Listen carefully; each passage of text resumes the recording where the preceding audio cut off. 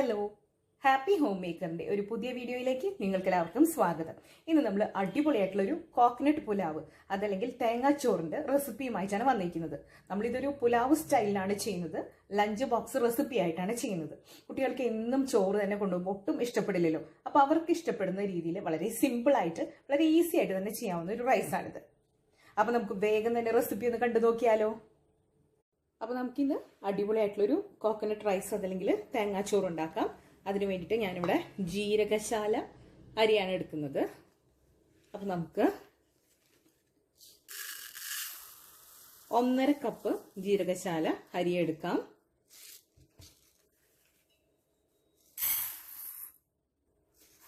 ഒന്നര കപ്പ് ജീരകശാല അരി അളന്നെടുത്തിട്ട് അപ്പം ഞാനിവിടെ 1.5 കപ്പ് ജീരകശാല അരിയാണ് എടുത്തേക്കുന്നത്. ഇത് നമുക്ക് നല്ലതുപോലെ ഒന്ന് കഴുകി സ്ട്രെയിൻ ചെയ്തിട്ട് വെക്കാം. ഇതിലേക്ക് ഇതാ ഒരു സവോള, ഇടത്തരം സവോള എടുത്തിട്ടുണ്ട്. ഇത് സ്ലൈസ് ചെയ്തിട്ട് വെക്കണം.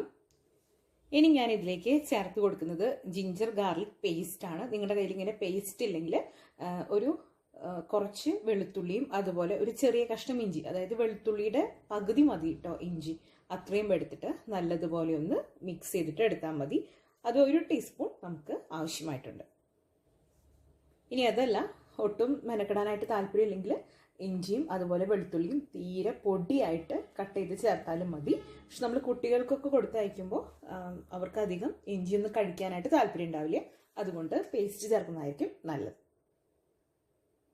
ഇനി നമ്മുടെ കോക്കനട്ട് റൈസിലെ മെയിൻ താരം എന്ന് പറയുന്നത് തേങ്ങാപ്പാലാണ്. നമ്മൾ തേങ്ങാപ്പാലിലാണ് അരി വേവിക്കുന്നത്. ഞാനിവിടെ ഒരു വലിയ തേങ്ങയുടെ പകുതിയാണ് എടുത്തേക്കുന്നത്. അതല്ല, നിങ്ങൾക്ക് കൂടുതൽ ആ ഒരു ഫ്ലേവറും ടേസ്റ്റും ഇഷ്ടപ്പെടുകയാണെങ്കിൽ ഒരു തേങ്ങ വരെ ഉപയോഗിക്കാവുന്നതാണ്. അപ്പോൾ ഇതൊന്ന് നമുക്ക് ചിരകി ഇതിൻ്റെ പാലെടുക്കണം. അപ്പോൾ നമ്മുടെ തേങ്ങാപ്പാൽ ഇവിടെ റെഡി ആയിട്ടുണ്ട്. ഞാനിവിടെ 1-ാം പാലും തമ്പാലും ഒക്കെ ഒരുമിച്ച് തന്നെയാണ് വെച്ചേക്കുന്നത്. പ്രത്യേകമായിട്ട് ഇപ്പോൾ മെഷർ ചെയ്തിട്ടില്ല, നമ്മളത് ഒഴിച്ചു കൊടുക്കും. നമുക്ക് മെഷർ ചെയ്തിട്ട് ഒഴിക്കാവുന്നതാണ്. അതുപോലെ തന്നെ ഞാനിവിടെ ജീരകശാല അരി ഉപയോഗിച്ചുകൊണ്ട് തന്നെ 1 കപ്പ് അരിക്ക് 1.25 കപ്പ് വെള്ളം നമുക്ക് എടുക്കാം. അപ്പോൾ നമ്മൾ തേങ്ങാപ്പാൽ അളന്ന് ഒഴിച്ച് ബാക്കിയുള്ള വെള്ളം കൂടെ ചേർത്തിട്ടാണ് നമ്മൾ കുക്ക് ചെയ്യുന്നത്. അതുപോലെ ഇതൊരു ഒതന്റിക് രീതിയൊന്നുമല്ല. ഞാൻ നേരത്തെ പറഞ്ഞതുപോലെ ഒരു കോക്കനട്ട് മിൽക്ക് ചേർത്ത പുലാവ് എന്നൊക്കെ പറയാം. വളരെ സിമ്പിളായിട്ട് ഒരു ലഞ്ച് ബോക്സ് റെസിപ്പിയാണ് ചെയ്യുന്നത്. അതുകൊണ്ട് തന്നെ ഇതിൽ നമ്മൾ പൊടികളാണ് യൂസ് ചെയ്യുന്നത്. ഓൾ സ്പൈസസോ അതുപോലെ പച്ചമുളകൊന്നും യൂസ് ചെയ്യുന്നില്ല. അപ്പോൾ നമുക്കിനി കുക്കിങ്ങിലേക്ക് കിടക്കാം. ഞാനിവിടെ കുക്കറിലാണ് ഇത് തയ്യാറാക്കുന്നത്. ഇതിലേക്ക് നമുക്ക് കുറച്ച് നെയ്യ് ആഡ് ചെയ്ത് കൊടുക്കും. ഇനി കോക്കനട്ട് പുലാവ് ആയതുകൊണ്ട് തന്നെ, അല്ലെങ്കിൽ കോക്കനട്ട് റൈസ് ആയതുകൊണ്ട് നിങ്ങൾക്ക് വെളിച്ചെണ്ണയിൽ തന്നെ ചെയ്യണമെന്നുണ്ടെങ്കിൽ അങ്ങനെയും ചെയ്യാവുന്നതാണ്. അതല്ലെങ്കിൽ 1 ടീസ്പൂൺ നെയ്യും 1 ടീസ്പൂൺ വെളിച്ചെണ്ണയും കൂടെ ചെയ്യാവുന്നതാണ്. ഞാനിവിടെ 2 ടീസ്പൂൺ നെയ്യ് ഒഴിച്ചു കൊടുത്തിട്ടുണ്ട്. ഇതിലേക്ക് നമുക്ക് കട്ട് ചെയ്ത് വെച്ചേക്കുന്ന സവോള ചേർത്ത് കൊടുക്കാം.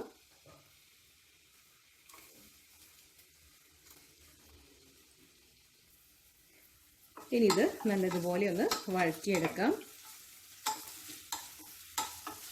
സവോള നല്ലതുപോലെ ഒന്ന് വഴന്നു വരണം. എന്നാൽ അതേസമയം നമ്മൾ ബിരിയാണിക്കൊക്കെ ചെയ്യുന്നത് പോലെ നല്ല മൊരിഞ്ഞു വരേണ്ട ആവശ്യമില്ല കേട്ടോ. നല്ലതുപോലെ വഴന്നു വരട്ടെ.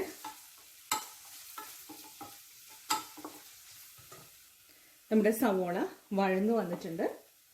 ആ ഒരു മൊരിയുന്നതിന് മുമ്പുള്ള ആ വഴന്നതിൻ്റെ ആ ഒരു മണക്ക് വന്നു തുടങ്ങി. ഇനി ഇതിലേക്ക് ഒരു ചെറിയ ടീസ്പൂൺ അളവിൽ ജിഞ്ചർ ഗാർലിക് പേസ്റ്റ് നമ്മൾ ചേർത്ത് കൊടുക്കുന്നുണ്ട്. ഇനി ഇതും നമുക്ക് നല്ലതുപോലെ ഒന്ന് വഴറ്റിയെടുക്കാം. ഞാൻ നേരത്തെ പറഞ്ഞിരുന്നു, നമ്മളിത് കുട്ടികളുടെ ലഞ്ച് ബോക്സ് റെസിപ്പി ആയിട്ട് ചെയ്യുന്നത് കൊണ്ട് തന്നെ ഇതിലേക്ക് ഓൾ സ്പൈസസ് ഒന്നും ചേർക്കുന്നില്ല. പകരം നമ്മൾ ഗരം മസാലയാണ് ചേർത്ത് കൊടുക്കുന്നത്. 1 ടീസ്പൂൺ, നിറച്ച അളവിൽ വേണ്ട, ജസ്റ്റ് ഒന്ന് തട്ടുന്ന രീതിയിൽ മുകളിലൊന്ന് തൂത്ത്, അത്രയും മാത്രം മതി കേട്ടോ. ഇനി ഇതിൽ എരിവിന് വേണ്ടിയിട്ട് നമ്മൾ പച്ചമുളകൊന്നും ചേർത്തിട്ടില്ല. അതുകൊണ്ട് 1/2 ടീസ്പൂൺ കുരുമുളക് പൊടിയാണ് ചേർത്ത് കൊടുക്കുന്നത്. ഇനി 1/2 ടീസ്പൂൺ എന്നുള്ളത് നിങ്ങളുടെ കുട്ടികൾക്ക് എരിവിനനുസരിച്ചിട്ട് നിങ്ങൾ ഇട്ട് കൊടുക്കേണ്ടതാണ്. ഇത് നമുക്ക് നല്ലതുപോലെ ഒന്ന് മിക്സ് ചെയ്യാം.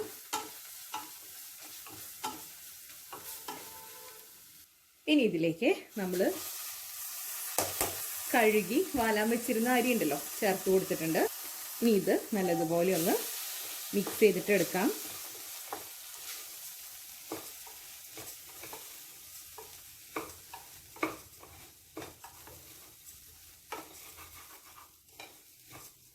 നല്ലതുപോലെ ഒന്ന് ഇളക്കി കൊടുക്കണം. ആ ഒരു മസാലയും അരിയൊക്കെ നല്ലതുപോലെ ഒന്ന് മിക്സ് ആവട്ടെ.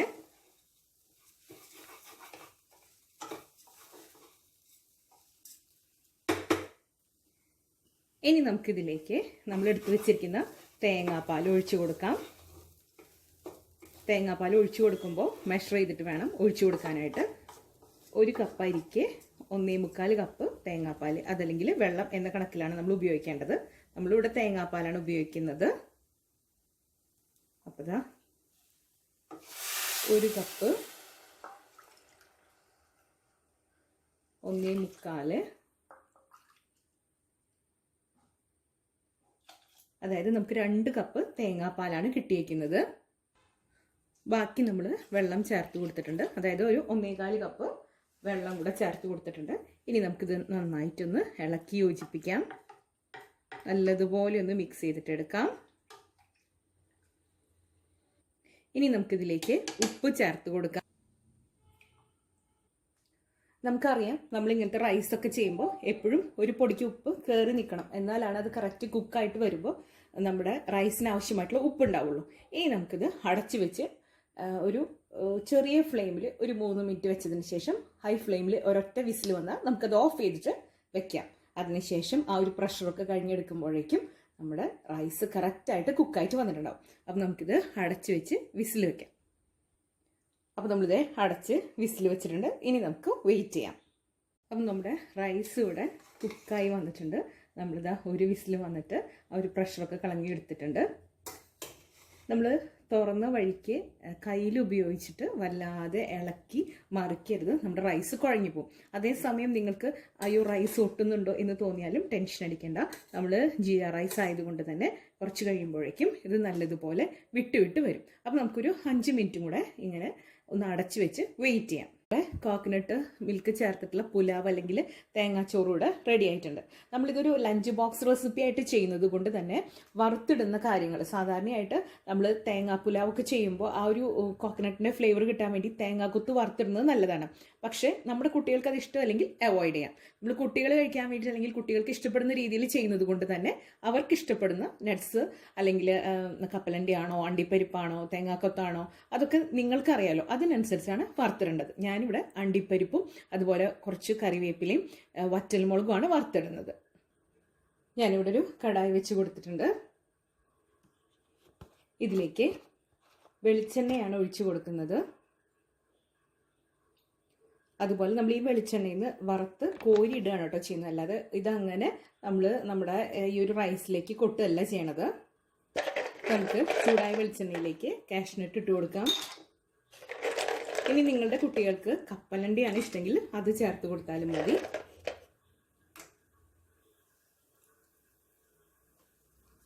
ഒന്ന് വഴറ്റിയെടുക്കണം. നിങ്ങൾക്കറിയാലോ ബിരിയാണിയിലൊക്കെ ചെയ്യുന്ന പോലെ തന്നെ.